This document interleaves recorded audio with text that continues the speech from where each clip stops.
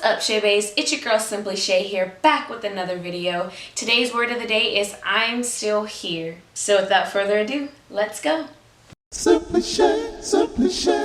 Hey Shay with the word of the day. Room low with the things you say. It's your girl Simply Shay. This feels the word of the day. It's Simply Shay. It's Simply Shay. It's Simply Shay. Simply Shay, Simply Shay. Simply Shay. Simply Shay, Simply Shay, Simply Shay. Alright, Shay Baes, like I said, today's word of the day is I'm still here. And I don't know, I don't want to say I'm nervous for this video, but this video is a video that I've kind of sat on for a minute, that I have battled with whether I want it to make and post and all of those different things, which doesn't even really make sense the why, but it's because it's my personal testimony, my family's personal testimony, and kind of touchy, not just for me but for other people as well. But I had dinner with a friend last week, and I shared with her, you know, just bits and pieces of my testimony, like I'm about to with you guys, and she just was like, oh my gosh, Shaylin, like, I wouldn't know. She was, you know, like, you don't look like what you've been through, and, you know, just encouraging me and just telling me how it encouraged her. And she was just like, you don't need to sit on this. This isn't something you need to keep to yourself, and just all of those things. And so I have decided, I've prayed about it, and I've decided now's the time for me to share with you guys a little bit more about myself. One thing that you all hear me talk about is my family. I love my family. My family is like up there. Is like up there. And so, gosh, how to start this? Back in 2012, the summer of 2012, my family and I guess soft adopted is the best way to say it. Two of my younger cousins. The youngest was a few months away from my youngest brother, and then the oldest of the two girls was with my third youngest brother. And so fed in very well. Again, I am the oldest of 10, so it's a lot of us, a family full of children, a house full of children. And that was, like I said, the summer of 2012. By February 2013, the youngest one passed away. We still don't really know what caused her to pass away. I think they said it was a brain aneurysm or something like that. But the police decided to pursue my father for being the cause of her death. There was no physical evidence, no forensic evidence, no motive. Like there was nothing besides the fact that he was one of the three adults that were in the house at the time. I was home during this as well. It was a pretty traumatic experience within itself, losing someone that you looked at like a sister. Kind of one of the most hurtful things I think that I've ever been through for me, especially at that moment in life. I'd never really lost anyone close to me like that besides an uncle. And so that was like losing one of my siblings. And then fast forward over the course of February 2013 up until June 2015, I graduated in May 2015. So the month after I graduated, we finally had a trial that lasted, I think, about a week. And a week into it, on that Friday, I think it was, they ended up convicting my father, and they gave him life without parole. Again, no evidence, no, like, literally, like, nothing tying him to, like, literally. And that, for me, by far has been one of the hardest things that I've ever had to go through. My family and I, this thing just from the very beginning is what really pushed my family, especially my father, to God, just from the beginning of losing her, and then them thinking about pursuing her, and then it was like at one point we didn't hear anything about it, and then all of a sudden it's like, yeah, it's a trial and we're doing this, and we're like, okay, where is all this coming from? But that entire incident before the actual sentencing is really what pushed my family and I, like, to God And so we were super faith up. You know, the courtroom was full of people there for my father. My father has 10 children, was the neighborhood dad, officer, a chief in the Navy. Like,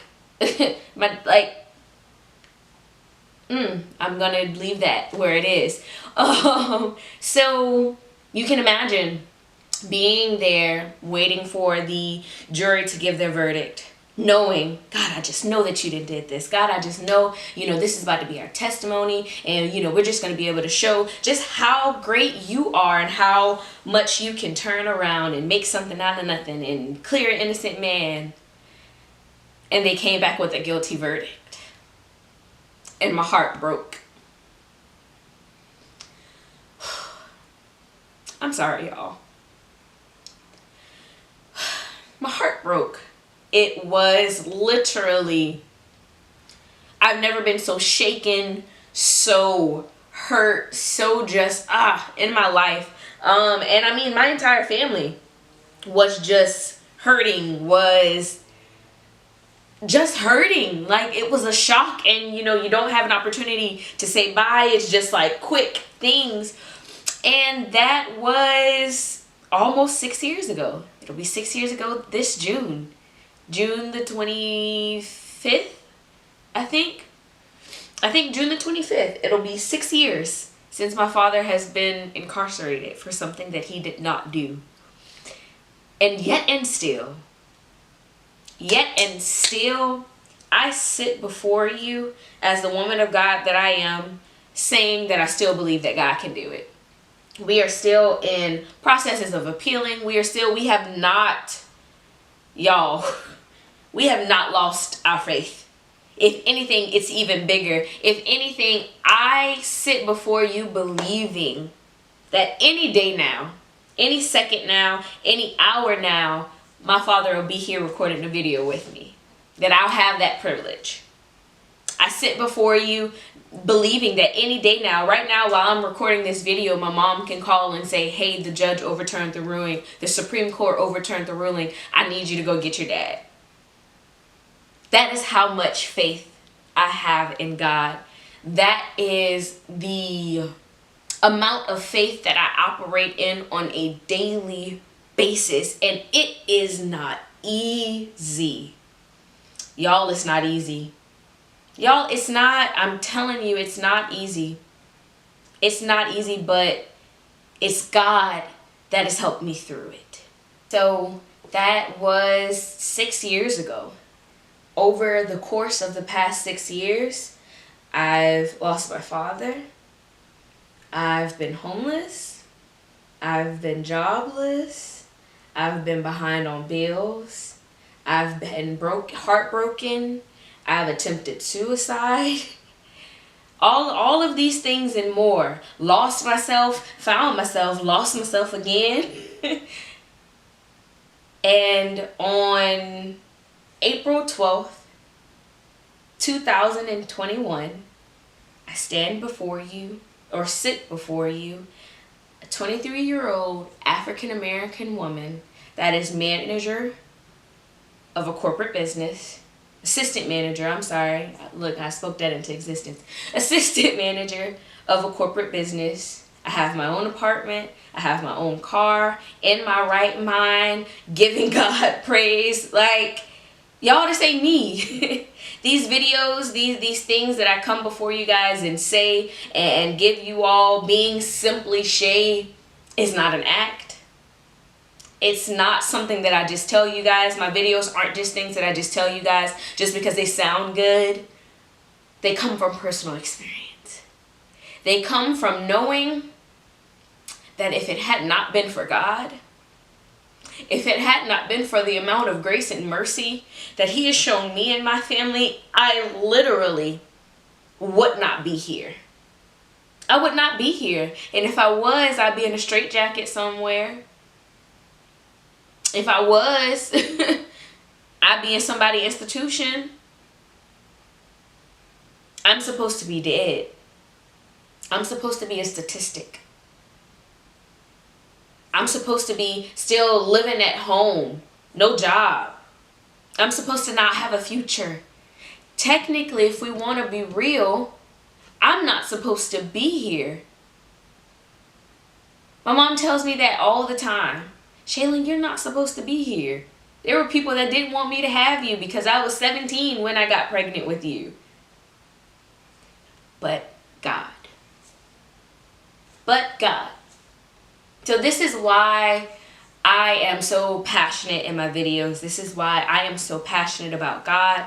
This is why I can say it doesn't matter what anyone else tells me. It doesn't matter what anyone else has to say. It doesn't matter how anyone else feels. Whether anyone else is blessed by my videos. If it's just one person. If it's just me. If these things are just for me to go back and watch. Lord, you told me to do it, so I'm going to do it. Lord, you told me that you're going to send my father home, so I have no choice but to trust you. Because you're a man that can't lie. You're a man that can't lie. You've proven to me time and time again that everything that you've spoken will come to pass. Everything that I spoke and speak will come to pass. I spoke myself into my apartment in a week. I told y'all that in one of my earlier videos. Literally in a week. Something that I technically wasn't qualified for. I've spoken myself into every promotion that I've gotten at my job. I just got another one last month. You cannot tell me that we don't serve a sovereign God. You cannot tell me that we don't serve a way-making God. You can't tell me that we don't serve a God that defies every odd. So I'm still here because of him. I'm alive. I can just keep hearing that song, You Made a Way. I'm alive because you're alive. And I'm still here because you're alive. I'm still standing because you're alive. Y'all, I'm still here because of God, because of his grace, because of his mercy, because of his love. Because he saw fit to pick the Hughes family. Because he saw fit to say, you know what? I'm going to try to Hughes this out. And my father is in prison, can talk you the Bible backwards. Ask him a question and he a walking Bible. And it's not just for show, because he has so many other lives that he's touching in there. So many other young men that don't have fathers, never had family in their lives, that through God or with God, he's able to help. You can't tell me that this wasn't God ordained. And you also can't tell me that if God can't do it or didn't do it for Paul and Silas, if God can do it for Paul and Silas, he's the same God. If he can do it for Paul and Silas, if he can do it for Joseph, he's the same God. He's the same God. So I just wanted to take this opportunity just to share with you all a little piece of myself. I try to be transparent, and I think this probably is one of the most transparent videos that I have made thus far. But I want you all to understand why I am the way I am about God. I want you all to see what it looks like to be a living, walking, and breathing testimony of his goodness. Because even in the midst of the world saying that I'm never going to see my father again outside of a prison, I serve a God that says it's not so. I serve a God that says he's bigger. I serve a God that's proven that he's bigger. That's the type of God that I serve. So I look forward to the opportunity to be able to record a video with my father, to be able to come on here and tell you guys, y'all, God did it again. God did it again. I am believing that any day now, literally any day now, I'm not saying at the end of the year, I believe God can do it before then. I'm not saying in 6 months. I believe God can do it before then. I'm not saying in 3 months, 3 weeks. I'm believing that God can do it right now while I'm making this video. I believe that God can do it tomorrow. I believe that God can do it at the drop of a dime.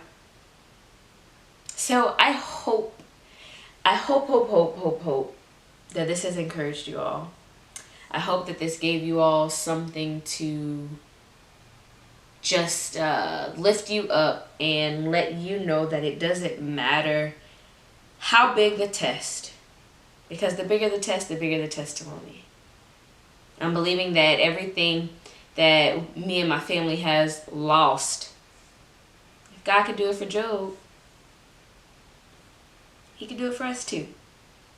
Listen, I hope that you all have an amazing rest of your week. Listen, guys, continue to grow and glow every single day. Bye.